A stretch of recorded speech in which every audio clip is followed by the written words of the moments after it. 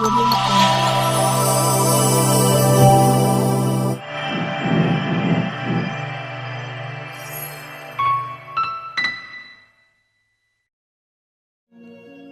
గ్రంథము 4వ అధ్యాయము 1వ వచనం చదవండి.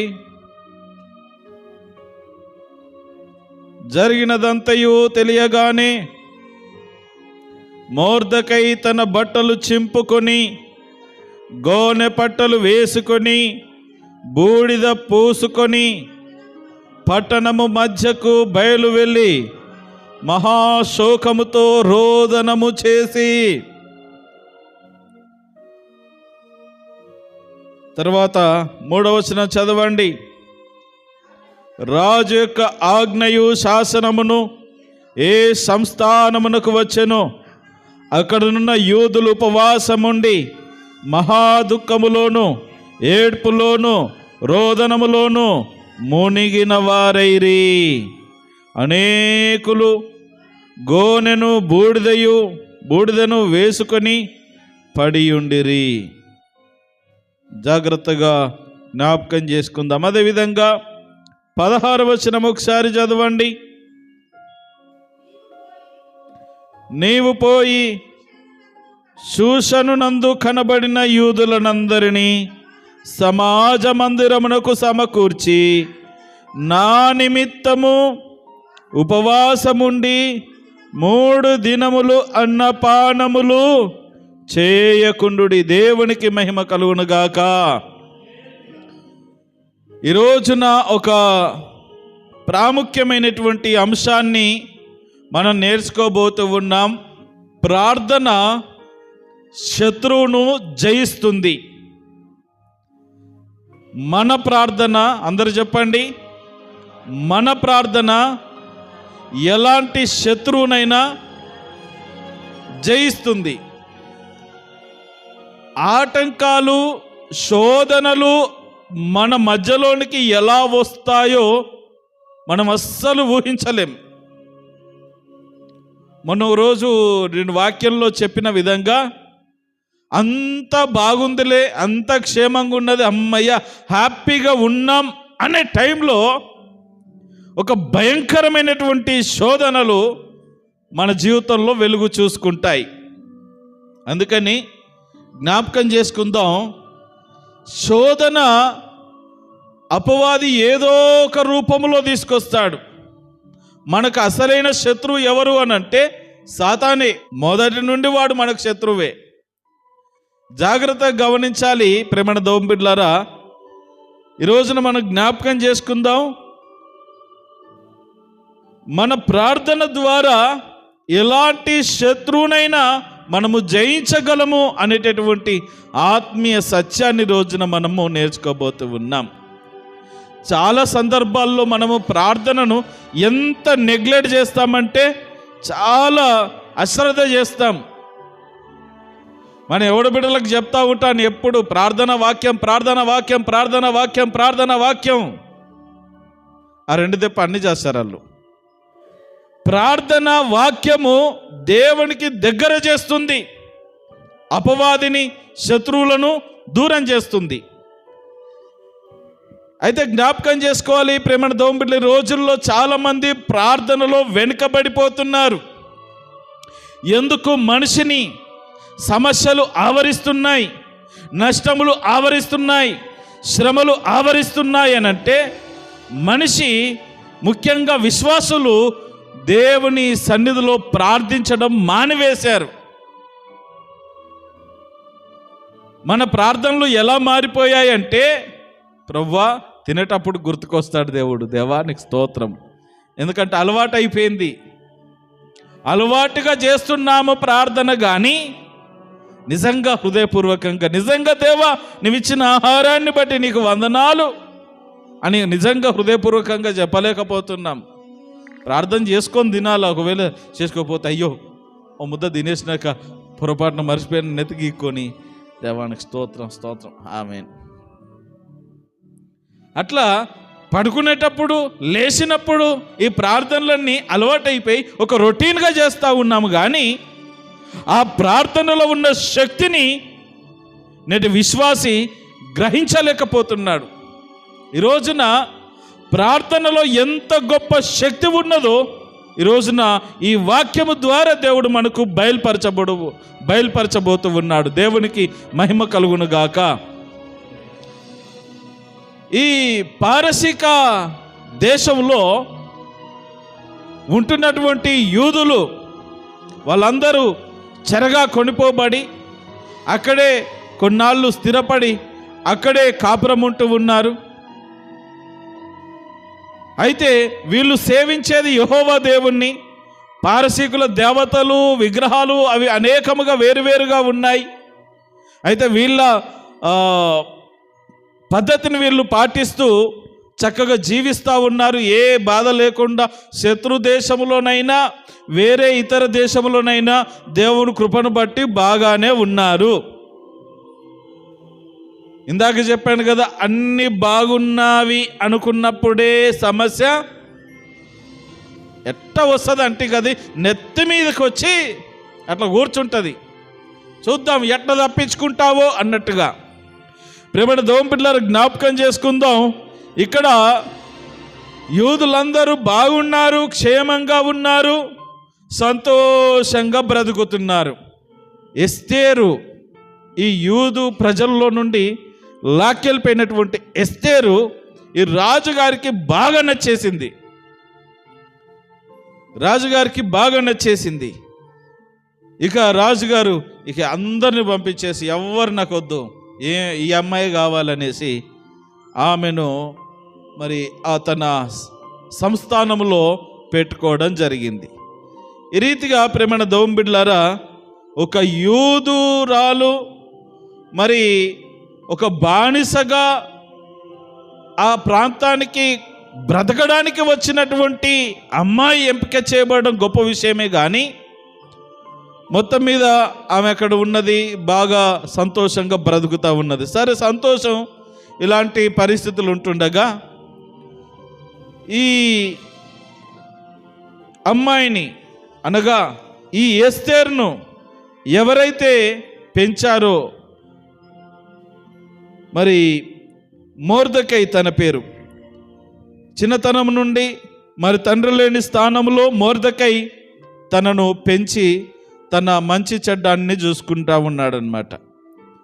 మొత్తం మీద ఆమె అక్కడికి వెళ్ళిపోతే ఈయన ఒంటరిగా మిగిలిపోయాడు. అప్పుడప్పుడు కోట దగ్గరకు వచ్చి అమ్మాయి బాగున్నవా అని, కోటలోకి వెళ్ళే ప్రవేశం లేదు ఇక వాళ్ళకి. అందుకని అక్కడ నుండి హలో చెప్పి టాటా చెప్పి బై బై చెప్పి వెళ్ళిపోయేవాడు. బాగున్నది. అయితే ఈ మొర్దెకై విషయంలో, హామాను విషయంలో జరిగే ఒక సంఘటన ఈ రోజున మీ ముందు పెట్టాలని ఆశిస్తూ ఉన్నాను. ఇప్పుడు మనం ఎవరి గురించి నేర్చుకుంటున్నామంటే మొర్దెకై, హామాను. చెప్పండి, మొర్దెకై, హామాను. ఈ మొర్దెకై యూదుడు దేవుని వాక్యాన్ని, దేవుని ధర్మశాస్త్రాన్ని చక్కగా పాటించగలిగినటువంటి వ్యక్తి. ఈ హామాను పారసీక రాజ్యానికి చెందినటువంటి వ్యక్తి. ముఖ్యంగా మనం జ్ఞాపకం చేసుకున్నట్లయితే ఈ రాజుకు చాలా సమీపముగా ఉన్నటువంటి వ్యక్తి. ఒక మంత్రిలాగా, ఒక మంత్రి అనుకోండి. జాగ్రత్తగా గమనించాలి. మనకు ఈ హామాను, మొర్దెకై ఈ రెండు కూడా మనము ఈ ఇద్దరు గురించి ఈ రోజున మనం నేర్చుకోబోతూ ఉన్నాం. ఈ మొర్దెకై అనే వ్యక్తికి శత్రువు ఎవరు అనంటే హామాను. ఎవరు? హామాను. ఎక్కడ వచ్చింది వీళ్ళకి శత్రుత్వం? మనకు కూడా గొడవలు వస్తాయి కదా. మనకేడొస్తాయి? ఇందాక చెప్పినట్టుగా చిన్న చీపురు కట్ట దగ్గరనో, ఓ 10 రూపాయల దగ్గరనో, 1000 రూపాయల దగ్గరనో ఎక్కడో చిన్న చిన్న పోట్లాటలు చాలా పీక్స్కి వెళ్ళిపోతూ ఉంటాయి అన్నమాట. ఇక కొట్టుకొస్తా ఉంటారు.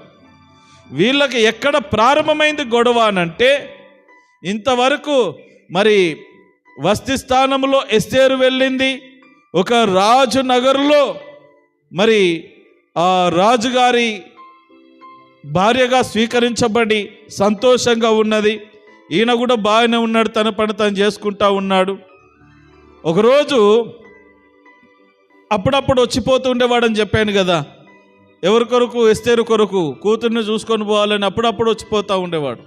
అలా ఒకసారి చూసిపోదామని వచ్చిన ఈ వ్యక్తి కంట ఓ సందర్భం, ఒక పరిస్థితి ఎదురైంది.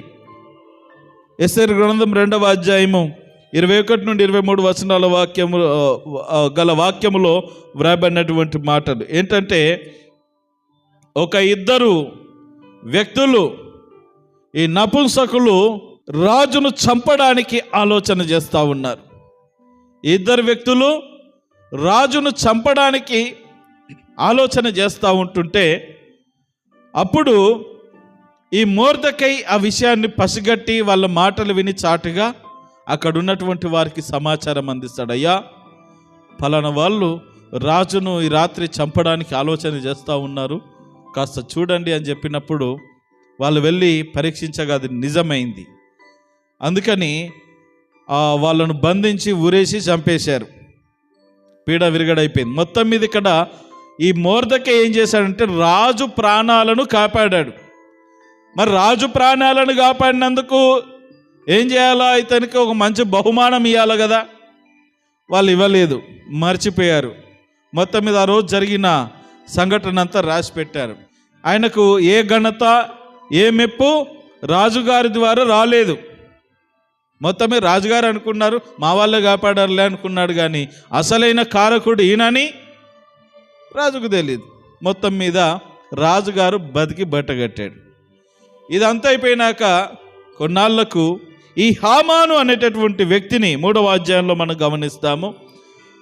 3వ అధ్యాయం 1వ వచనం చదవండి, జాగ్రత్తగా వినండి. ఈ మనము ఎవరి గురించి నేర్చుకుంటున్నాము ఈ రోజున సందేశం అంటే హామాను, మొర్దెకై. ఈ హామాను రాజు ఈ హామానును హెచ్చించాడు, ఒక అధికారిగా నియమించాడు, అతన్ని అందరికంటే ఎక్కువ ఘనపరిచాడు. బాబా హామాను ఎంత బాగా చేస్తాడు పని, అబ్బోబాబా మొత్తం మీద అందరికీ చాటింపు వేయించేసి హామానును గొప్ప చేశాడనమాట. ఇంకో విషయం ఏంటంటే అందరూ కూడా హామాను గౌరవించాలి అని చెప్పాడు. ఇక హామాను రాజకోట నుండి బయటకు వెళ్తే అక్కడ గుమ్మం దగ్గర ఉన్నటువంటి భటులందరూ కూడా మామూలు నమస్కారాలు కాదు, నమస్కారం సార్ ఇట్ట కాదు, మోకాళ్ళ మీద ఉండి నమస్కారం సార్ అంటే ఇక అయ్యగారికి ఎట్టుంటుంది? కాలర్ ఎగరేసుకుంటూ ఉన్నాడు. ప్రేమ దేవుని బిడ్డలారా, జ్ఞాపకం చేసుకుందాం. ఆ రీతిగా అందరూ కూడా మోకాళ్ళ మీద ఉండి హామానును గౌరవించేవాళ్ళు, నమస్కారం పెట్టేవాళ్ళు. అయితే క్రింద చదవండి, మొర్దెకై వంగకయు నమస్కారము చేయకయు ఉండగా. ఏంటి? అందరూ వంగి వంగి నమస్కారాలు పెడితే ఈ మొర్దెకై, ఈయన బాధ ఏంది? మొర్దెకై అనంటే నేను యూదుడను. ఏంటి? నేను యూదుడను, నేను దేవుని కుమారుణ్ణి, నేను దేవుడు యెహోవా దేవుని కుమారుణ్ణి, నేను ఎవరికి, ఆ దేవునికి తప్ప ఎవరికి నమస్కారం చేయను. ఇప్పుడు ఈ మొర్దెకై హామానుకు నమస్కారం చేసిందంటే విగ్రహారాధన చేసినట్టే. ధర్మశాస్త్రం తెలిసినవాడు, దేవుని గురించిన విషయాలు తెలిసినవాడు. అందుకని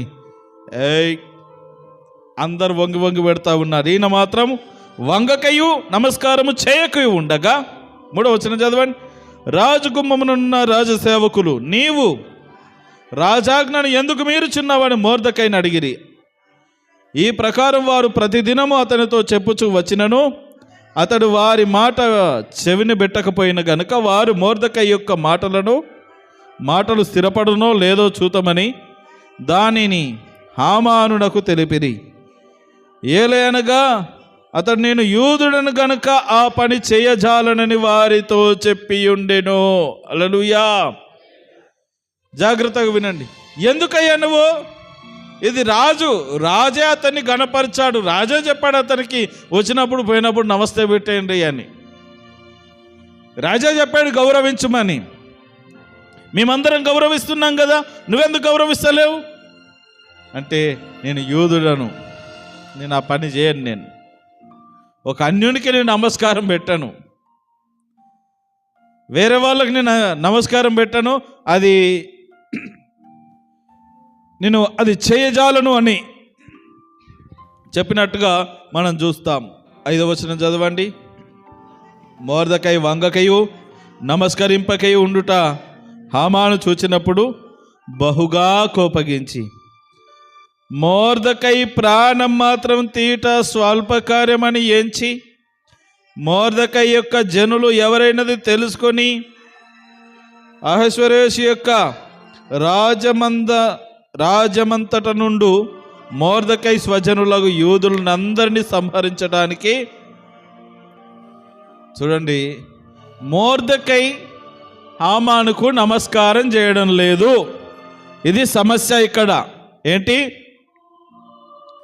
అధికారి అయినటువంటి హామానుకు మొర్దెకై నమస్కారం పెట్టడం లేదండి. ఈ కోపం ఎవరి మీద తీసుకోవాలా? ఈ పగ ప్రతీకారం అంటే మొర్దెకై మీద. ఒకవేళ ఏదన్నా శిక్ష విధించుకుంటే అతన్ని ఒక్కడిని పట్టుకోవచ్చు. కానీ హామాను ఈ విషయాన్ని కొన్ని రోజులు గమనించాడు. ఈయన మాత్రం వంగట్లేదు, నమస్కారం పెట్టట్లేదు. ఈయన వంగడం లేదు, నమస్కారం పెట్టట్లేదు. ఈయన వంగి నమస్కారం పెడితే ఆయన పానం చల్లబడుతుంది. కొంతమంది కొన్ని దరిద్రాలు ఉంటాయి. ఏముంటాయి చెప్పండి? కొన్ని దరిద్రాలు ఉంటాయి. అప్పుడే అట్లా చేస్తేనే ఆయన మనసు ఖుషి అవుతుంది, సంతోషంగా ఉంటాడు. కొంతమందికి కొన్ని సరదాలు ఉంటాయన్నమాట. అలా జరిగినప్పుడే అది ఒక అబ్బా, లేకపోతే వాళ్ళకి ఏది చేసినట్టు కూడా ఉండదు. ఇప్పుడు అందరు నమస్కారం పెడదు, వాడు ఒక్కడు పెట్టకపోతే వాడు పిచ్చోడులే అని అనుకోవచ్చు కదా. అనుకోలే, అందరు పెడుతున్నారు, వీడెందుకు పెట్టాడు, వీని నమస్కారమే నాకు కావాలా, ఏది వాడి నమస్కారమే కావాలా, వాడే నాకు వంగి వంగి నమస్కారం పెట్టాలా. ఆడ వచ్చింది వీళ్ళకి గొడవ. సరే, వీళ్ళిద్దరికే వచ్చిందంటే కాదు. ఈ హామాన్ ఏం చేశాడంటే ఎంక్వైరీ చేశాడు. విడవడు. ఈ మొర్దెకై ఎవరు, ఎక్కడి నుండి వచ్చాడు, తన స్వంత ప్రాంతము ఎక్కడ, వాళ్ళ జనములు ఎవరు, స్వజనులు ఎవరు అని అంతా ఎంక్వైరీ చేస్తే వాళ్ళు యూదులు అని తేలింది. రైట్, నాకు నమస్కారం పెట్టాడా, నాకు వంగి నమస్కారం పెట్టాడా, చూద్దాం, ఎట్లా చేయడో చూద్దాం అనేసి మీరు జ్ఞాపకం చేసుకున్నట్లయితే 7 నుండి ఈ 12, 13 వచనాల వరకు గల లేఖన భాగాల్లో గమనిస్తే ఒక తారీఖు, ఒక రోజు ఏం చేశాడంటే వాళ్ళను ఏ రోజు సంహరించుదాం అని ఒక తేదీ నిర్ణయించడానికి కొన్ని చీట్లు వేశాడు. అంటే ఈ రోజున జనవరి 10వ తారీఖు కదా వచ్చి, అంటే వెంటనే రేపు ఎల్లుండి చేద్దామని కాదు, ముహూర్తం పెట్టాడు. మన భాషలో చెప్పాలంటే సావుకు ముహూర్తం పెడుతున్నాడు. ఏ నెలలో చంపుదాం అని ఫస్ట్ నెలలు చీట్లు వేశాడు. పలానా ఫిబ్రవరి మాసం, రైట్. తర్వాత ఏ రోజు చంపుదాం, ఫిబ్రవరి మాసం బట్టి అయిపోదు కదా, ఫిబ్రవరిలో ఏ రోజు చంపాలా, రైట్. మళ్ళా చీట్లు వేశాడు, పలానా దినం అని వచ్చింది. మొత్తం మీద జ్ఞాపకం చేసుకున్నట్లయితే ఆదారు అను 12వ నెల 13వ దినమందు యవనులనేమి, వృద్ధులనేమి, శిశువులనేమి 13వ వచనంలో ఉంటుంది. ఆ స్త్రీలనేమి యూదులనందరిని ఒక్క దినమందే బొత్తిగా నిర్మూలము చేసి వారి సొమ్ము కొల్లపుచ్చుకొమ్మని తాకీదులు అంచెవారి చేత రాజ సంస్థానములన్నిటికీ, రైట్, సీలేసి రాజు ఏం చేసినాడంటే మంచివాడని నమ్మి ఏం చేశాడంటే, వాస్తవానికి రాజు ఉంగరం రాజు వేలికి ఉండాల. రాజు ఉంగరం ఎవరు వేలికి ఉండాలా? ఎందుకంటే స్టాంప్ అన్నమాట అది. రాజు ఉంగరం అంటే మామూలుది కాదు. ఇప్పుడు ఒక లేఖ, పలానా వాడిని చంపాలి అని లేఖ రాసి రాజు ఉంగరంతో ముద్ర గుద్దామంటే వాడిని చంపే తీరాలిక. అర్థమైందా? మళ్ళా శాసనాన్ని రాజు కూడా అయ్యో పొరపాటున ముద్ర వేశాను, ఇది తూచ్ అనడానికి వీల్లేదు. అంటే రాజు చేసిన నిర్ణయము తిరిగి రాజు మార్చే అవకాశం కూడా లేదు, అంత కఠినమైనది. జ్ఞాపకం చేసుకుంటే ప్రేమణ దోంబిడ్లారా, ఈ ఉంగరాన్ని రాజు అతనికి బహుమతికి ఇచ్చాడు, నీ దగ్గరనే పెట్టుకోవయ్యా అంటే అంత నమ్మాడు, అంత నమ్మకాన్ని పెట్టుకున్నాడు రాజు హామాను మీద. ఈ హామాను ఏం చేస్తున్నాడంటే, ఇది రాజుకు తెలీదు. రాజుకు తెలియకుండా రాజుకి ఏం చెప్పాడంటే, ఆ రాజా ఇదిగో ఇలా చేస్తూ ఉండని మొత్తం మీద కవర్ చేసేస్తూ ఉన్నాడు. మ్యాటర్ అంతా కవర్ చేసేసి, సర్లే నువ్వు ఎట్ట ఇదిగో ఉంగరమే నీది నాయన పట్టు. తాకిదులు రాయించాడు, అంతా డేట్ ఫిక్స్ చేశాడు, ముహూర్తం ఫిక్స్ చేశాడు. ఆ నెలలో 13వ దినాన్ని 13వ తారీఖు ఏర్పాటు చేసుకున్నాడు, ముద్ర గుద్దేశాడు. రైట్. ఆ దేశములో ఎక్కడెక్కడ యూదులు ఉన్నారో ఆ రోజున అందరినీ ఒకేసారి లేపేయాలి, ఎవ్వడు బతకొద్దు. అన్నీ సిద్ధమైపోయాయి. ఇదంతా అయిపోయిన తర్వాత అప్పుడు ఈ విషయము మొర్దెకైకి తెలిసింది. అప్పుడు మొర్దెకైకి విషయం తెలిసింది. మరి వాడికి ఏదన్నా కోపం ఉంటే నా మీదికి రావాలా, నన్ను అనాలా, నన్ను చంపాలా, కానీ యూదా ప్రజలందరికీ సమస్య వచ్చింది, అందరినీ చంపేస్తారు. ఏం చేయాలో దిక్కు తోసినటువంటి పరిస్థితి.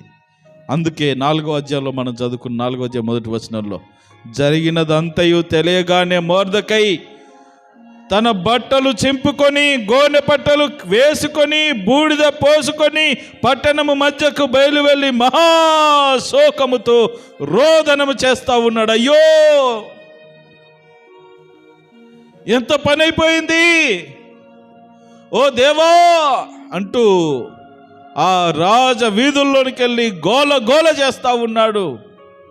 ఓ అంగలారుస్తా ఉన్నాడు, ఏడుస్తా ఉన్నాడు, దుమ్ము నెత్తి మీద పోసుకొని వేడుకుంటా ఉన్నాడు దేవుణ్ణి. ఎస్తేరు దగ్గరికి వెళ్తా ఉన్నాడు. వాస్తవానికి ఎస్తేరు ఎక్కడున్నది? ఇప్పుడు రాజుగారి కోటలో ఉన్నది. ఈయన కోటలోనికి వెళ్ళడానికి వీలు లేదు. ఎందుకు? ఆజ్ఞ ఉన్నది అక్కడ. 2వ వచనం చదవండి. రాజు గుమ్మము ఎదుటకు వచ్చాను, గోనె కట్టుకున్నవాడు రాజు గుమ్మమున ప్రవేశింపకూడదన్న ఆజ్ఞ గలదు. గోనె బట్ట కట్టుకొని అసలు రాజు గుమ్మం దగ్గరికే రాదు. ఇప్పుడు కోటలోనికి వెళ్ళడానికి ఆస్కారం లేదు. ఏం చేయాలో దిక్కుతోసిన పరిస్థితుల్లో మొత్తం మీద, అయ్యా నేనెవరినో కాదు, మా అమ్మాయి ఎస్తేరు రాణిగారు మా అమ్మాయే, ఒక్కసారి పిలవండి, ఒకసారి మాట్లాడాలి అంటే మొత్తం మీద ఎక్కడ కూడా ససమీర అంటున్నారు. ఎందుకంటే అధికారులు ఒప్పుకోవట్లేదు. ఆమె బయటకు రావడానికి వీల్లేదు, ఈయన లోపలికి వెళ్ళడానికి వీల్లేదు. కాబట్టి మొత్తం మీద కొంచెం తెలిసిన వ్యక్తి ఉన్నాడు. ఈయన ఇంతకుముందు రాజుగారిని కాపాడినప్పుడు ఒక వ్యక్తి చూశాడని చెప్పానే.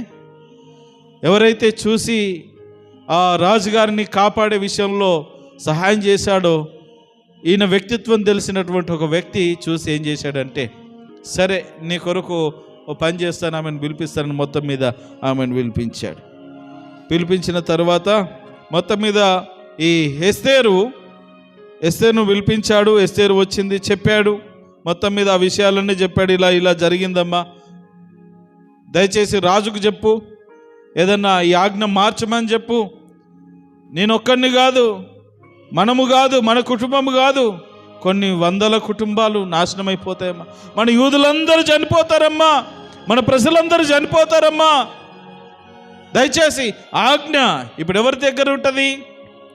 రాజుగారి దగ్గర. రాజు ఒక నిర్ణయం తీసుకుంటే ఒకవేళ కొంచెం మార్పులు చేర్పులు చేర్చి దాన్ని చేసే అధికారం ఇప్పుడు ఫైనల్ అధికారం ఎవరికి ఉంటుంది అంటే రాజుకు ఉంటుంది. ఇలా చాలా మోసం జరుగుతుందమ్మా, పెద్ద కుట్ర జరుగుతూ ఉన్నది అని చెప్తా ఉన్నాడు. మొత్తం మీద అప్పుడు అంటున్నటువంటి మాట 10వ వచనంలో, రాజుగారు పిలిస్తేనే రాజు దగ్గరికి వెళ్ళాల. అక్కడున్న రూల్ ఏంటి? ఎవరు? వేరే వాళ్ళు కాదు, ఎవరైనా సరే, ఈవెన్ రాణి కూడా, కట్టుకున్న భార్య కూడా, రాజు ఎప్పుడన్నా రామ్మ అని పిలిస్తేనే ఈమె వెళ్ళాలా. పొరపాటున వెళ్ళిందంటే ఇక ఆయన ఉన్న మూడులో ఏం చేస్తాడో తెలీదు. చంపినా చంపుతాడు, లేకపోతే చెరసాల్లో వేయించినా ఆయన ఇష్టమే కది. అక్కడున్న రూల్ అలాంటిది. అయ్యో వెళ్ళి చెప్తామంటే వెళ్ళడానికి వీలు లేదు, నేనేం చేయాలి అని అంటే భయపడుతున్నావా? అంటే ఈ ప్రజలందరూ చనిపోతా ఉంటే నువ్వు పట్టనట్టుగా ఉంటావా అని కొంచెం దబాయించినప్పుడు, సరే వాస్తవానికి రాజు పిలవకుండా ఎవరు కూడా రాజు దగ్గరకు వెళ్ళడానికి వీలు లేదు, కానీ నా ప్రయత్నం నేను చేస్తాను. అయితే నా కోసం మీరేం చేయాలా? 16వ వచనంలో అంటుంది, నా నిమిత్తము ఉపవాసం ఉండి మీరందరూ కూడా 3 దినములు అన్నపానములు, 3 రోజులు నా నిమిత్తము ఉపవాసం ఉండండి, గట్టిగా ప్రార్థన చేయండి. ఈ 3 రోజులు నా ప్రయత్నం నేను చేస్తాను. ఈ 3 రోజులు మీరు ఏం చేయాలా? దేవునికి మహిమ కలుగును గాక. ప్రార్థన ద్వారా ఎలాంటి ద్వారములైనా మూయబడతాయి, తెరవబడతాయి. అది ప్రార్థనకు సాధ్యం. జాగ్రత్తగా గమనించండి ప్రేమణ దేవుని బిడ్డలారా, అందరూ కలిసి ఉపవాస ప్రార్థన చేయండి. నేను కూడా మీతో పాటు ఉపవాసం ఉంటాను. మీతో పాటు నా పనికత్తలు, నా చలికత్తలు ఎవరైతే ఉన్నారో నా పనివారందరినీ ఉపవాసం ఉంచి ప్రార్థన చేపిస్తాను. నేను కూడా ఉపవాసం ఉంటాను, ప్రార్థన చేస్తాను. అయితే నా కొరకు మీరు ప్రార్థన చేయండి. ఎందుకంటే ఇప్పుడు ఆమె ప్రాణాలు, యూదుల ప్రాణాలేమో కానీ ఇప్పుడు ఈమె ప్రాణాలు పోకుండా ఉంటే యూదులందరూ బ్రతికి బట్టగట్టే అవకాశం ఉన్నది. ఈమె ప్రాణాలు పోయినాయంటే అందరూ పోయినట్టే. అందుకని నా నిమిత్తము మీరు ప్రార్థన చెయ్యాలా 3 రోజులు అని చెప్పి వెళ్ళిపోతా ఉన్నది. మొత్తం మీద రాజుగారి దగ్గరికి వెళ్ళడానికి వీలు లేదు. తెల్లవారి పొద్దున్నే లేచింది, రెడీ అయిపోయింది, శుభ్రంగా రెడీ అయిపోయి రాజుగారి దగ్గరికి వెళ్ళింది. అందరూ అమ్మా నువ్వు రాకూడదు కదా, రాజుగారు చంపేసి ఏదేమైనా సరే అలా రాజుగారు కూర్చున్నారు. రాజు దగ్గరికి వెళ్ళి నిలబడింది. రాజుగారి దగ్గరికి వెళ్ళి నిలబడింది. రాజుకు భలే కోపం వచ్చింది. చేతికర్ర దండము, రాజదండము తీసుకొని వచ్చి దగ్గరకు వచ్చి, ఆయన కోపం ఎటుపోయిందో, కోపంతో వచ్చినటువంటి వ్యక్తి ఆమెను కొట్టడానికి, కోపంతో వచ్చినటువంటి వ్యక్తి ఆమెను చూడగానే దయగలిగిందంట. హల్లెలూయా, దయగలిగిందంట. చూడండి 5వ అధ్యాయం 2వ వచనంలో చదవండి. రాణి అయిన ఎస్తేరు ఆవరణములో నిలబడి ఉండుట రాజు చూడగా ఆమెయందు అతనికి దయ పుట్టెను. రాజు తన చేతుల నుండి బంగారపు దండమును ఎస్తేరు తట్టు చాపగా ఎస్తేరు దగ్గరకు వచ్చి దండము యొక్క కొన ముట్టెను. దేవునికి మహిమ కలుగును గాక. హల్లెలూయా. జాగ్రత్తగా వినండి. కొట్టడానికి తీసిన కర్ర ఆమె చూస్తేనే ఆ దయ కలిగింది, ప్రేమ కలిగింది. ఇలా ముందుకు చాపాడు. అంటే దాని అర్థం ఏంటంటే ఇక నీకు భయం లేదు ఎస్తేరు, ఇక నువ్వు భయపడద్దు, నేనేమి చేయను, దగ్గర. ఆమె వచ్చి ఆ దండం యొక్క కొనను ముట్టుకోగానే పక్కన కూర్చోబెట్టుకొని అంటున్నటువంటి మాట ఒకసారి చదవండి. 3వ వచనం చదవండి. రాజు రాణి అయిన ఎస్తేరు, అందరు చెప్పండి మాట, రాణి అయిన ఎస్తేరు, రాణి అయిన ఎస్తేరు. అబ్బా ఎంత గొప్ప మాట. ఒక ఎన్నిక లేని వ్యక్తిని దేవుడు రాణిగా చేశాడు అంటున్నమా. రాజు స్వయంగా అంటున్న మాట, రాణి అయిన ఎస్తేరు నీకేం కావాలా? ఏంటో చెప్పు, నీకేం కావాలో చెప్పు. నీ మనవేంటి? ఎందుకు వచ్చావు? రాజ్యంలో సగం ఏమన్నా కావన్నా చెప్పు, రాసిస్తా. ఏమంటున్నాడు? ఓ రాణి అయిన ఎస్తేరు, ఏం కావాలా? ఇలాంటి టైంలో, ఈ టైంలో వచ్చావు నువ్వు. వాస్తవానికి రాకూడదు, కానీ వచ్చావు. ఏమన్నా అవసరమా? ఏమన్నా ఇబ్బందా? నీకేం కావాలా? రాజ్యంలో సగం నీకు రాసేయన్నా చెప్పు. ఎంత గొప్ప మాట! నిన్నెవడు రమ్మన్నాడు? నేను పిలవకుండా నిన్నెవడు రమ్మన్నాడు అనట్లేదు ఇక్కడ. అనే అవకాశం ఉన్నది రాజుకు. నేను పిలవకుండా నా దగ్గరికి నిన్నెవడు రమ్మన్నాడు? ఎవడు నిన్ను పంపించింది?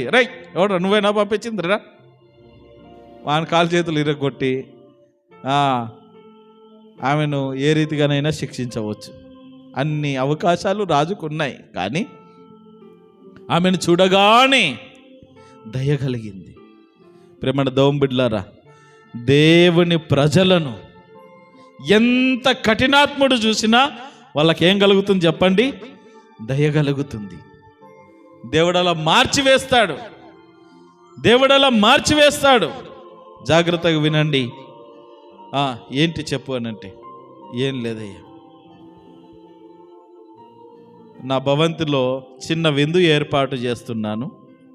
ఈరోజు మీరు వచ్చి ఆ విందులో నీవును హామాను ఇద్దరు కూడా వచ్చి భోజనం చేయాలని కోరింది. ఏం చేయాలని కోరింది? ఏ రోజు? అదే రోజు, ఆమె వెళ్ళిన రోజు.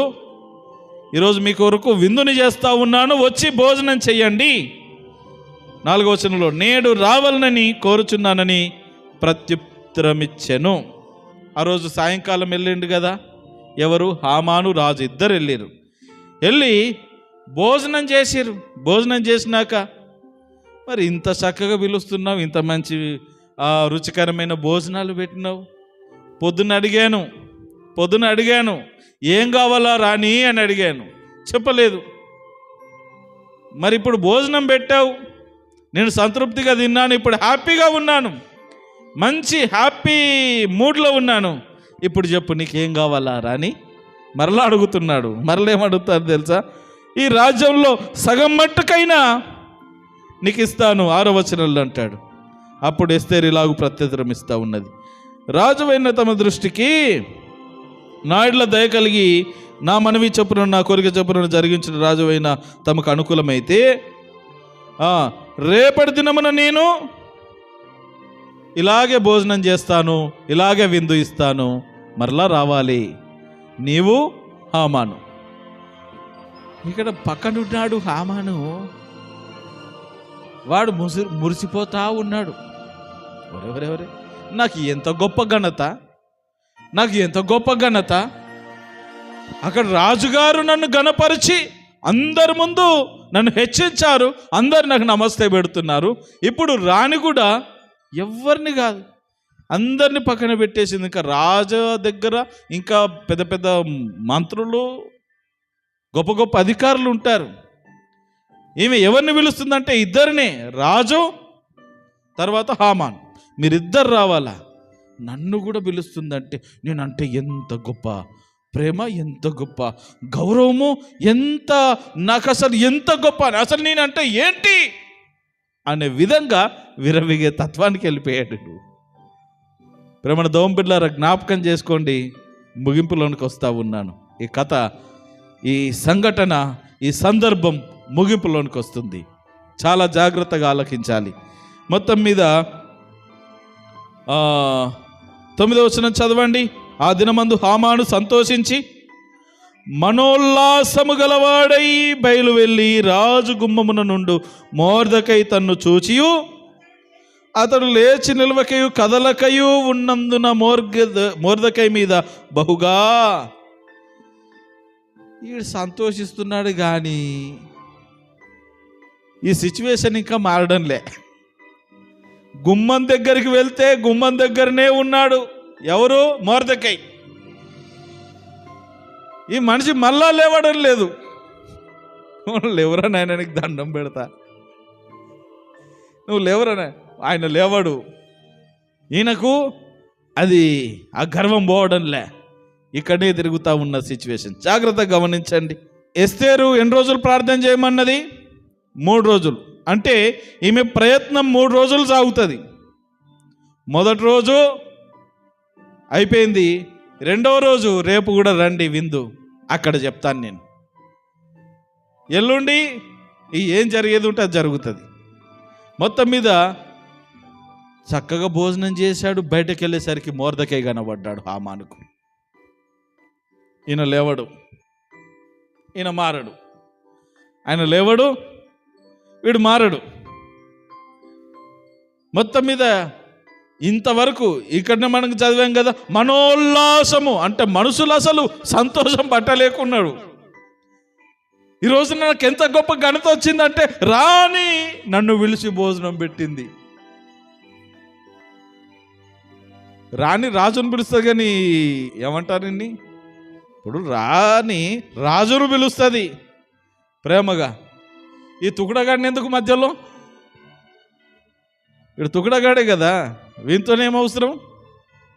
వాళ్ళిద్దరు సరదాగా ఉండొచ్చు, కానీ అందుకే వీని సంతోషం ఏంటంటే రాజుతో పాటు నన్ను కూడా సమానంగా చూసుకుంటుంది, నన్ను కూడా ఇంత గౌరవిస్తున్నది అని సంతోషం అసలు పట్టలేకుండా ఉన్నాడు. ఆ రాజుకోట్లో నవ్వుకుంటూ బయటకు వస్తున్నాడు. మొర్దెకైని చూసి నవ్వైపోయింది. మొర్దెకైని చూసి నవ్వైపోయింది. ఇప్పుడు నవ్వుకుంటా ఇంటికి వెళ్ళాల్సిన వాడు ఎలా వెళ్తున్నాడు తెలుసా? ఇప్పుడు ఏడుపు కొట్టు ముఖం పెట్టుకొని కోపగించుకొని ఇంటికి వెళ్ళిపోయాడు. కోపము అణుచుకోలేక ఇంటికి వెళ్ళిపోయాడు. ఇంటికి వెళ్ళేసరికి భార్య ఉన్నది, స్నేహితులు ఉన్నారు. ఎవరున్నారు చెప్పండి? భార్య ఉన్నది, స్నేహితులు ఉన్నారు. ఏంది, ఎక్కడి నుండి వస్తున్నావు? రాజు దగ్గర నుండి. ఏం చేసినావు? అక్కడ నాకు మామూలు మర్యాదలు జరగలే. మా రాణి పెట్టింది రోజున భోజనాలు బొబ్బ చికెన్ 65, మటను, బిర్యానీ, అన్ని లిస్ట్ అంతా చెప్పుకుంటూ వచ్చి, మరి ఏదో కోపంగా ఉన్నావు అంటే, వాడు ఒకడు ఉన్నాడు కదా నాకు గుమ్మం దగ్గర అంటే పొద్దున పలకరిస్తాడు, రాత్రి పలకరిస్తాడు, వాడు నమస్తే పెట్టాడు. ఇది అని పరిస్థితి చెప్పినప్పుడు స్నేహితులు భార్య కలిసి ఏం చేశారంటే, జాగ్రత్తగా వినండి, ఈయనకు 2వ రోజు విందు భోజనం ఉన్నది. ఒక రోజు కాదు, 2 రోజులు. పొరపాటున ఇప్పుడు రేపు వెళ్తే మళ్ళీ ఎల్లుండి రమ్మంటదేమో. అసలు సంతోషం పట్టుకోలేకపోతున్నాడు. ఇక్కడికి వచ్చి చూస్తే సంతోషం కాస్త కోపము, తాపము, ఆవేదన ఎదురైపోయింది. వీళ్ళందరూ చూసి ఏంది ఇలా ఉన్నావంటే జరిగిన సంఘటన అంతా చెప్తా ఉన్నాడు. అప్పుడు వీళ్ళందరూ ఇచ్చిన ఆలోచన ఏంటంటే, ఓ ప్లాన్ చెప్పారు. ఎవరు? స్నేహితులు, భార్య కలిసి. ఏం ప్లాన్ అంటే, ఒక 50 మూరల ఉరికొయ్య తయారు చేయి.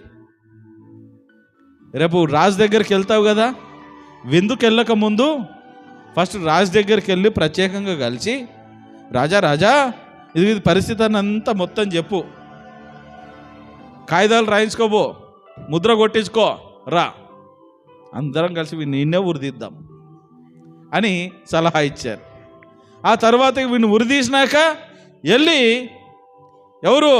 ఎస్తేరమ్మ మంచి భోజనం పెడతాన్నది కదా, సంతోషంగా దీనిగా, ఇట్టుంటావేందే నువ్వు భోజనానికి వెళ్ళి, ఎట్టుండాల్సిన వాడు ఎట్టయిపోయావు అని సలహా ఇచ్చారు. ప్రేమణ దోంబిళ్ళను జ్ఞాపకం చేసుకున్నట్లయితే చివరి వచనంలో రాబడినటువంటి మాట, ఈ సంగతి హామానుకు యుక్తముగా కనబడినందున అతడు ఉరికొయ్య ఒకటి సిద్ధము చేయించెను. హల్లెలూయా! ఉరికొయ్య ఒకటి సిద్ధము చేయించాడు. జాగ్రత్తగా వినండి, ఉరికొయ్య ఎవరి కొరకు సిద్ధం చేస్తున్నాడు హామాను? మొర్దెకై కొరకు. ఎవరి కొరకు చెప్పండి? ఉరికొయ్య ఎవరి కొరకు సిద్ధం చేస్తున్నాడు? మొర్దెకై కొరకు. మొర్దెకైని ఆ ఉరికొయ్య మీద ఉరి తీయాలి రేపు. జాగ్రత్తగా వినండి. ఆడ ఉపవాస ప్రార్థనలు జరుగుతూనే ఉన్నాయి. ఫస్ట్ రోజు అయిపోయింది, 2nd రోజు, 3rd రోజు ఉన్నది ఇంకా. ప్రార్థన జరుగుతూనే ఉన్నది. మనం అనుకుంటాం కొన్నిసార్లు 40 రోజులు ఉపవాస ప్రార్థన, 40 రోజులు అయిపోయినాక దేవుడు మేలు చేస్తాడు. కాదు, నువ్వు ఎప్పుడు ప్రారంభిస్తావు అప్పుడే తన కార్యం మొదలు పెట్టేసుకుంటాడు దేవుడు. నువ్వు స్టార్ట్ చేసిన వెంటనే. ఇది చూడండి, ఆ రాత్రి 2 సందర్భాలు జరిగినాయి. 2 సందర్భాలు. మొదటి రోజు ఎస్తేరమ్మ రాజుకు చెప్పింది. ఏమని? భోజనానికి రమ్మన్నది. మ్యాటర్ చెప్పలే, విషయం ఏమాత్రం తెలియదు. రమ్మన్నది, భోజనం పెట్టింది, పంపించింది. ఈ హామానుకు మొర్దెకై నమస్కారం పెట్టకపోయేసరికి ఇంకా కోపం ఎక్కువైపోయి ఇంటికి వెళ్ళేసరికి స్నేహితులు, భార్య చెప్పిన మాటలు విని ఉరికొయ్య రెడీ చేశాడు. 6వ అధ్యాయము 1వ వచనం ఒకసారి చదవండి. 6వ అధ్యాయం 1వ వచనం. ఆ రాత్రి నిద్ర పట్టకపోయినందున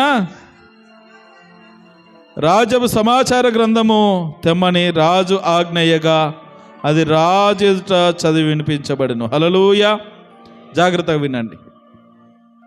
ఆ మొదటి రోజు రాత్రి 2 సంఘటనలు జరిగాయి. మొదటి సంఘటన ఏంటంటే, ఈ స్నేహితులు, భార్య, హామాను భార్య స్నేహితులు ఏదైతే సలహా ఇచ్చారో ఉరికొయ్య చేయమని, ఈ రాత్రంతా ఏం చేస్తున్నాడంటే అయ్యగారు, రేపన్ని ఉరిదీయాలా, ఎవరిని? మొర్దెకైని ఉరిదీయాలా అని స్వహస్తములతో ఉరికొయ్య చేస్తూ ఉన్నాడు. రాత్రి నిద్ర పట్టలే. ఈ సీన్ ఇలా ఉంటుండగా, ఈ సందర్భం, ఈ సంఘటన ఇలా ఉంటుండగా, అదే రోజు రాత్రి రాజుగారికి నిద్ర పట్టలే. దేవుని ప్రజలు సంతోషంగా లేనప్పుడు దేవురెవ్వరికి నిద్ర పట్టనీయడు. అది రాజైనా సరే, ఎవడైనా కానీ. రాజుగారికి నిద్ర పట్టడం లేదు. సరే, నిద్ర పట్టలేకపోయేసరికి రే డైరీ తీసుకురా అని చెప్పాడు పని వాళ్ళకు.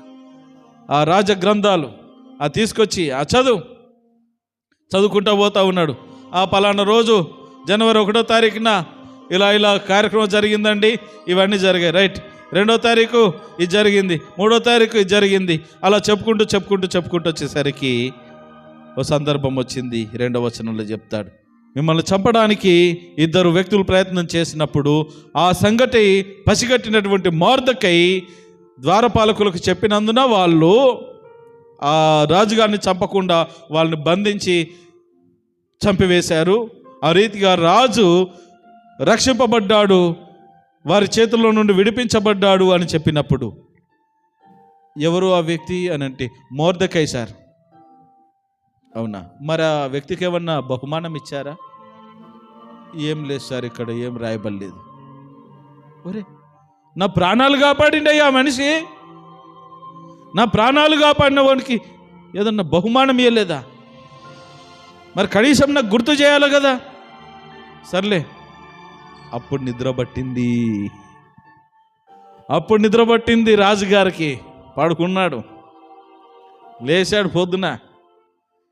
ఈయన లేటుగా పడుకున్నాడు కదా, లేటెస్ట్గా వచ్చినాడు పొద్దుగల.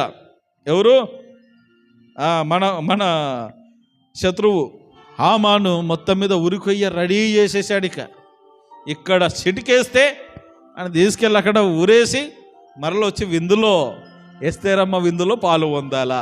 నేను బాధ ఏంటంటే, మంచి తిండిపోతుగాడు ఉన్నాడు వీడు. ఎప్పుడు వాడిని ఉడిదిద్దామా, ఎప్పుడు వచ్చి బోధిద్దామా, ఇదే ఉన్నది ఆలోచన. జాగ్రత్తగా గమనించండి. రాజుగారి మందిర ఆవరణలోనికి వచ్చేసాడు. సైనికులు చెప్పారు, అయ్యా హామాను వచ్చాడా, తొందర పిలువనంపండి, ఇటు పిలువండి. హామాను వచ్చి రాజు ముందు నిలబడగానే సీన్ ఎలా మారిపోయిందో చూడండి. హామాను వచ్చింది ఎందుకు? రాజుకు విషయం చెప్పి మొర్దెకైని ఉరిదీయడానికి పర్మిషన్ తీసుకొని వెళ్ళి మొర్దెకైని ఉరిదీయాల. రాజుకు విషయం చెప్పడానికి వచ్చాడు. అసలు ఈ హామాను నోరు తెరవకుండా దేవుడు చేసేసిండు. అక్కడ నోరు తెరవలే, వచ్చి నిలబడమన్నాడు, నిలబడ్డాడు. అలా నిలబడిన వెంటనే జ్ఞాపకం చేసుకున్నట్లయితే, ఇదిగో 6వ వచనంలో అంటున్నాడు, రాజు రాజు గణపరచనపేక్షించు వానికి ఏమి చేయవలనని రాజు అతనిని అడగగా, జాగ్రత్తగా వినండి, జాగ్రత్తగా వినండి. హామాను ఇలా లోపలికి వచ్చి నిలబడ్డాడు. రాజు దగ్గరకు వచ్చి, నేను వ్యక్తిని గణపరచాలనుకుంటున్నాను. రాజు ఎవరినైతే గణపరచాలనుకుంటున్నాడో ఆ వ్యక్తిని ఎలా గణపరిస్తే బాగుంటుంది అనుకుంటున్నావు హామాను అనగానే, ఈ బుద్ధిహీనుడు ఏమనుకున్నాడు తెలుసా? అక్కడ ఎంత ఉంటుంది, హామాను నన్నుగాక మరి ఎవరిని రాజు గణపరచు, అపేక్షించునని తనలో తాను అనుకొని రాజుతో ఇట్లా అంటున్నాడు. మరి అడగాల్సింది ఏంటి? సరే సార్, ఎవరు సార్ ఆ వ్యక్తి? ఎవరు సార్? ఎవరిని గణపరచాలనుకుంటున్నారు అని అంటే రాజు చెప్పేవాడు, పలానొన్ని అని అంటే అప్పుడు ఇలా ఇలా చేస్తే బాగుంటుందని సలహాలు ఇస్తే బాగుంటుంది.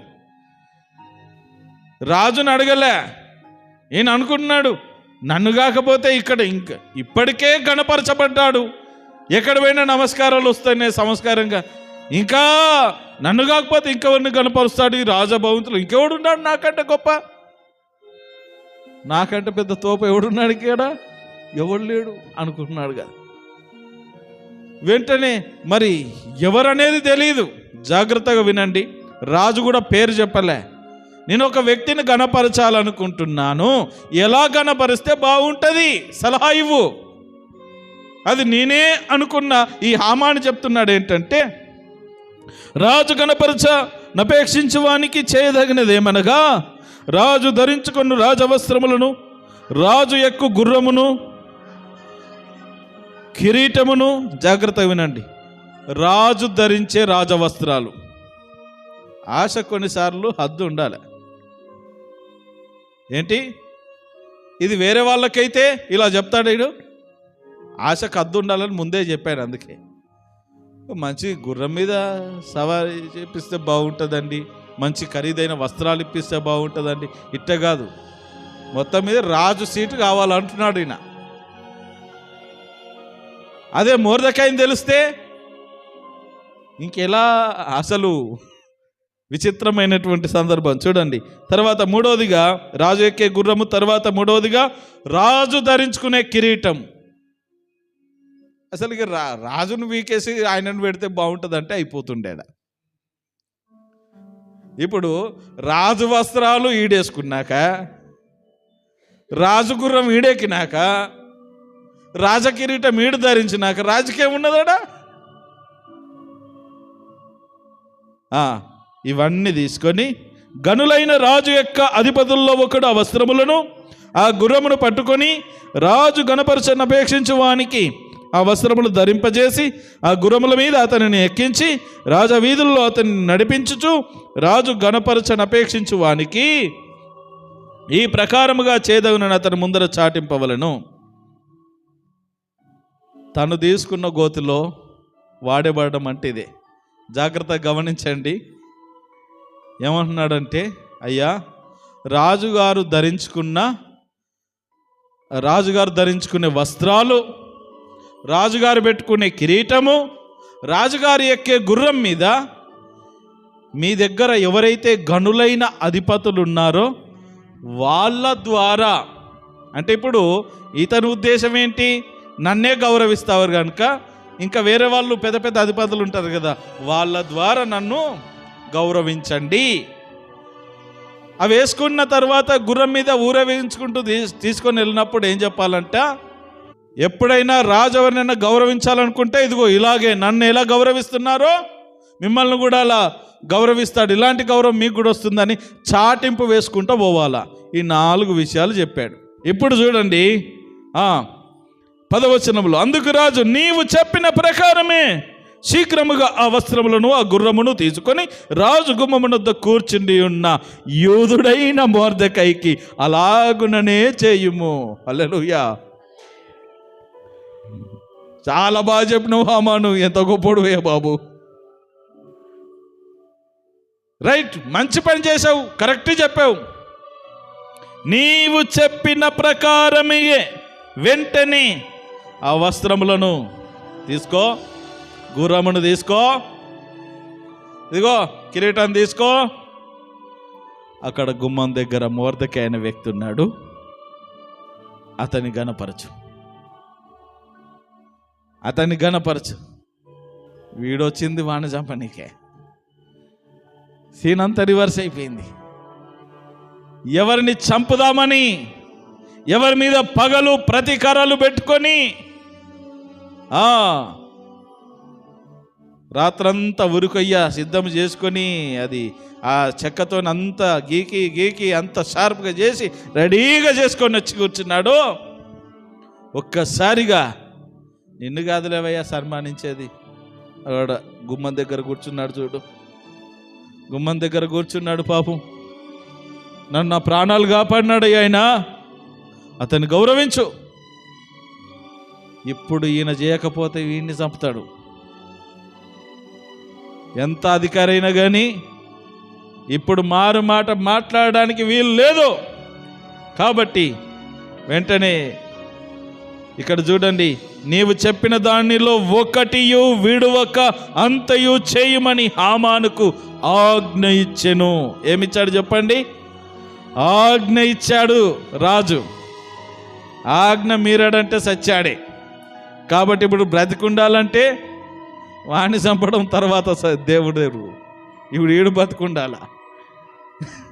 అప్పుడు హామాను ఏం చేస్తున్నాడంటే ఆ వస్త్రములను ఆ గుర్రములను తీసుకొని మొర్దెకైకి ఆ వస్త్రములను ధరింపజేసి, చూడండి ఎవరు? హామానే. వాడు వీడు ధరించేది కదా, నువ్వే చూసుకో కదా అంతా. ఈయనేమన్నాడు? ఎవరైతే అధిపతులు ఉన్నారో వాళ్ళ ద్వారా అవి ధరింపజేయాలి, అవి పెట్టించాలా, వాళ్ళ చేత ఊరేగించుకుంటూ తీసుకెళ్ళాలా. వాళ్ళు వీళ్ళు ఎవరయ్యా? నువ్వు ఉన్నావు కదా, అతను గణపరచుకో అన్నాడు. ఇప్పుడు ఎంత సిగ్గుచేటు చూడండి, ఇక్కడ హామానుకు ఎంత అవమానాన్ని దేవుడు తీసుకొచ్చాడు చూడండి. ఇదిగో అతనికి రాజవస్త్రాలు, అతని బట్టలు ఇప్పి ఈయన బట్టలు తొడుగుతున్నాడు. ఆయన కిరీటం పెడుతున్నాడు, గుర్రం ఎక్కించినాడు. గుర్రం ఎక్కించి ముందు పట్టుకొని, ఇదిగో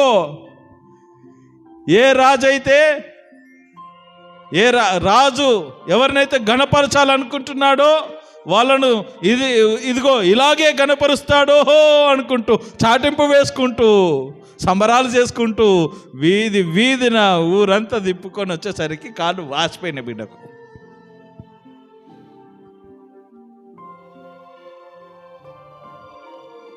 పన్నెండవ వచనం చదవండి.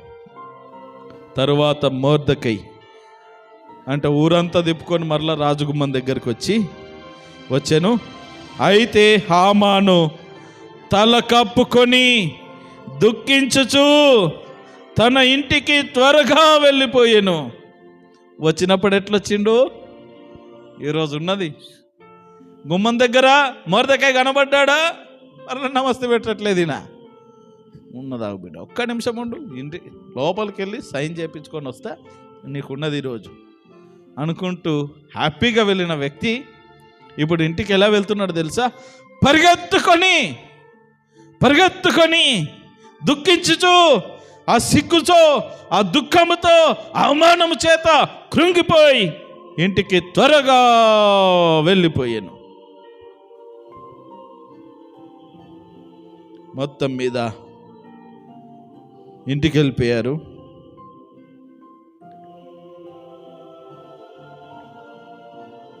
సాయంత్రం ఏమున్నది? మళ్ళా విందున్నది ఎస్తేరమ్మ దగ్గర.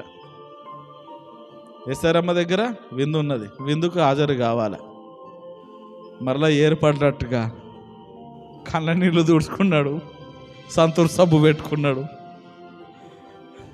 పాండ్స్ పౌడర్ వేసుకున్నాడు, ఫెయిర్ అండ్ లవ్లీ పెట్టుకున్నాడు. మళ్ళీ ఏర్పడకుండా నీట్గా రెడీ అయిపోయి రాజానగర్కి వచ్చేసాడు. ఎస్తేరమ్మ మళ్ళా ఆహ్వానించింది. హామాన్ గారు బాగున్నారా? బాగున్నా, రండి భోజనం చేద్దాం రండి. రాజుకు హామానుకు కలిసి భోజనం పెట్టేసింది. అంత అయిపోయింది. రాజుగారు అన్నారు, ఏమ్మా అసలు నా గదిలోనికి నువ్వు రాకూడదు, మొన్న వచ్చావు, నిన్నొచ్చావు, ఏం కావాలని అడిగాను, చెప్పలేదు. సాయంత్రం భోజనానికి రా, చెప్తాను. సాయంత్రం భోజనానికి వచ్చాను, అడిగాను, చెప్పలే. ఇప్పుడన్నా చెప్తావా లేదా? చెప్తానయ్యా, అందుకే పిలిచాను. ఫస్ట్ అయితే మీరు తినండి, కడుపు నిండా తినండి. కడుపు నిండా పీకల దాకా బువ్వ పెట్టింది. పీకల దాకా బువ్వ పెట్టి కమ్మగా తిన్న తర్వాత తన బాధ అంతా 2వ వచనం నుండి 5వ వచనం వరకు చెప్పుకుంటూ వచ్చింది. రాజా, నీ దృష్టికి నేను దయపొందిన దాన్నైనా ఎడల రాజవైన తమకు సమ్మతి అయితే నా విజ్ఞాపన బట్టి నా ప్రాణమును, నా మనవిని, నా జనులను నాకు అనుగ్రహింపబడుదురు గాక. నేను, నా జనులు ఆపదలో ఉన్నాం. నువ్వు నా దగ్గరనే ఉన్నావు కదా. నీ జనులు ఎవరు? ఆ తర్వాత సంహరింపబడుటకు హతం చేయబడి నశించుటకు నేనును నా జనులు కూడా అమ్మబడిన వారం. మేము దాసురాండముగాను అమ్మబడిన ఎడల నేను మౌనముగా నుందును. ఎలానగా మా విరోధిని తప్పించుకున్నటకై మేము రాజువగు తమరిని శ్రమపరుచుట యుక్తమో. అయ్యా, మేము అమ్మబడిన వాళ్ళం అంటే నీకు తెలియకుండా ఒకడు మమ్మల్ని అమ్మేశాడు. నీకు తెలియకుండా ఒక పన్నాగం కన్నాడు ఒకడు. ఏదో చిన్న బానిసలుగా, ఇక్కడ కాకపోతే ఇంకో చోట బ్రతుకుతారు, బానిసలుగా బ్రతుకుతారంటే మొత్తం మీద బతికి బట్ట కడతామంటే అక్కడైనా వెట్టి చాకరీ చేయడానికి మేము సిద్ధంగా ఉన్నాం. కానీ ఈ రోజున మా జనాలందరినీ చంపివేయడానికి పూనుకున్నారయ్యా. ఏంటి, మిమ్మల్ని అందరూ చంపాలని నాకు తెలియకుండా నా దగ్గర ఎవడు మీకు విరోధంగా కుట్రబడింది అని అంటే 6వ వచనంలో ఉంటుంది. వాడేడి అని రాణియగు ఎస్తేర్ని అడగగా ఎస్తేర్ అంటుంది, మా విరోధియగు ఆ పగవాడు దుష్టుడైన ఈ హామానే. అలా చెప్పండి అందరూ. 2 రోజుల ప్రేమ విందు పెట్టిన తర్వాత బయటకు వచ్చిన సమాచారం ఇది ఎస్తేరమ్మ దగ్గర. ఎవరు వాడేడి? వాడెవడు చెప్పు. నాకు తెలియకుండా మిమ్మల్ని ఇబ్బంది పడుతున్న వాడెవడు? నీ జనాన్ని ఇబ్బంది పడుతున్న వాడెవడు? నాకు తెలియకుండా నిన్ను శ్రమ పట్టి నిన్ను కష్టపెడుతున్నటువంటి ఆ శత్రువు ఎవడు? వాడెవడో కాదు స్వామి, నీ పక్కనే ఉన్నాడు. ఈ హామానే. రాజుకు బీపీ లేచింది, పిచ్చ కోపం వచ్చేసింది. ఏం చేయాలో అర్థం కాక అక్కడెక్కడ తిరుగుతూ అలా బయటకు వెళ్ళిపోయి, ఎందుకంటే ఇతడు ప్రాముఖ్యమైన వాడే, ఆమె ప్రాముఖ్యమైనదే. ఇంకోటి ఏంటంటే సీలేసేసాడు. ఏం చేయాలో తోచడం లేదు. సీలేసేసాడు అనమాట. ఏం చేయాలో తోచడం లేదు. ఆ మెంటలెక్కి అలా బయట తిరుగుతూ ఉన్నాడు. జ్ఞాపకం చేసుకున్నట్లయితే రాణి అయిన ఎస్తేరేట ప్రాణం కొరకు విన్నపం చేయుటకై నిలిచాను. నగరవనంలో ద్రాక్ష విందు స్థలమునకు రాజు తిరిగి రాగా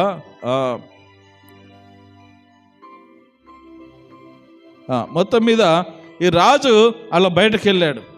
బయటకు వెళ్ళిన తర్వాత అంటే కొంచెం దూరంలో వెళ్ళి ఆయన ఆలోచన చేస్తున్నాడు, ఏం తీర్మానం చేయాలని.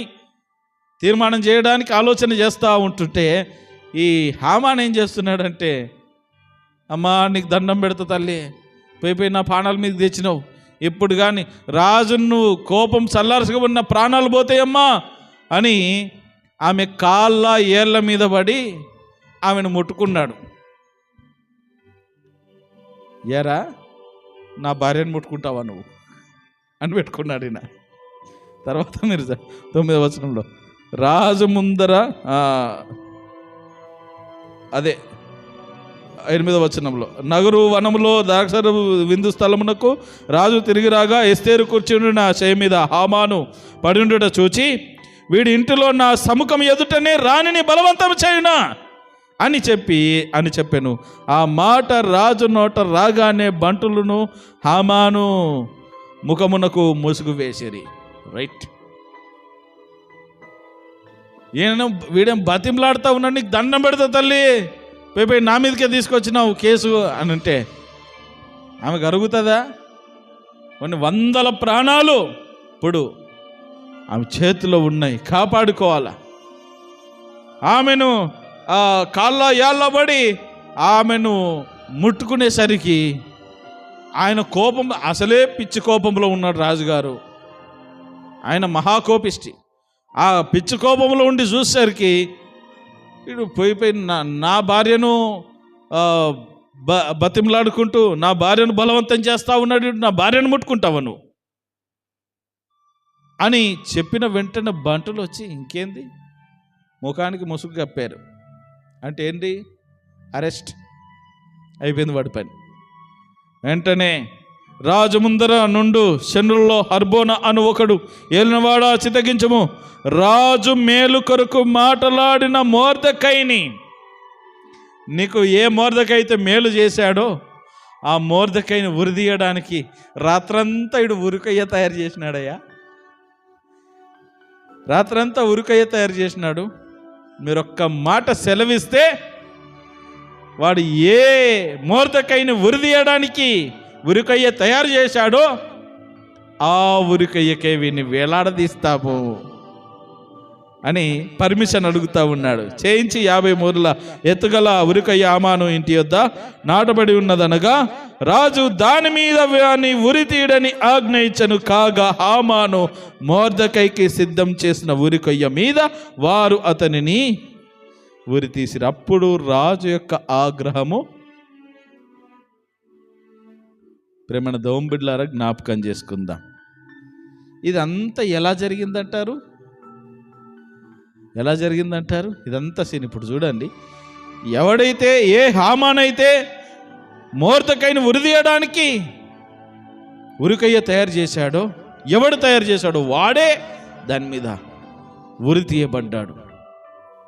ఎవడు తీసుకున్న గోతిలో వాడే పడడం అంటే ఇదే కాదు. ప్రేమణ దోంబిడ్లారా జ్ఞాపకం చేసుకుందాం.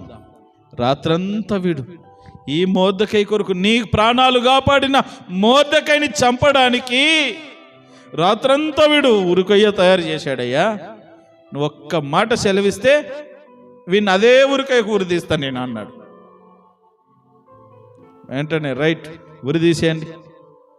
వాడిని ఉరి తీసిన తర్వాత రాజు కోపం చల్లార్చబడింది. తర్వాత రాజు ప్రకటన చేయించాడు. ఎక్కడెక్కడ సంస్థానాలకు వెళ్ళాయో ఆజ్ఞలన్నీ రద్దు చేయించి యూదుల మీదకి ఏ శిక్ష రాకుండా రాజు తాకీదులని తయారు చేయించాడు. ఆ రీతిగా యూదులందరికీ పరిపూర్ణమైనటువంటి క్షేమము కలిగింది. హల్లెలూయా.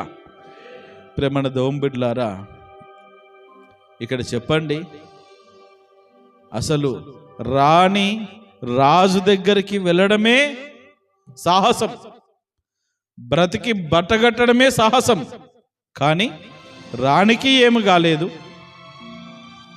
మొర్దెకైకి ఏమి కాలేదు, యూదా ప్రజలకు ఏమి కాలేదు.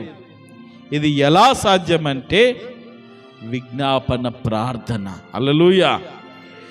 వాళ్ళు పట్టుకున్నది ఒకటే, అందరూ కలిసి ప్రార్థన ప్రార్థన. ఈ 3 రోజుల్లో ఈ సీన్లన్నీ ఇలా జరుగుతూ ఉన్నాయి, ఈ సంఘటనలన్నీ ఇలా జరుగుతూ ఉన్నాయి, కానీ ఎక్కడ ప్రార్థన ఆగలేదు. ప్రార్థన జరుగుతానే ఉన్నది, ఈడ పరిస్థితులు మారిపోతానే ఉన్నాయి. ఒకరోజు ప్రేమ విందు, రాత్రి అక్కడ రాజుకు నిద్ర పట్టలేదు, ఇక్కడ వీనికి నిద్ర పట్టలే. వీడ ఉరికయ్య తయారు చేస్తున్నాడు, రాజేమో మొర్దెకైని సన్మానించాలని. దేవుడు చూడండి ఒక్క రాత్రిలోనే తారుమారు చేసేసాడు. రాజు దగ్గర ఏ వ్యక్తి అయితే రాజు దగ్గర మొర్దెకైని శత్రువుగా చూపించాలనుకున్నాడో ఆ రాజు దగ్గర హామానే శత్రువు అయిపోయాడు, మొర్దెకై మిత్రుడైపోయాడు. శత్రువులను మిత్రులుగా చేసే దేవుడు అండి మన దేవుడు.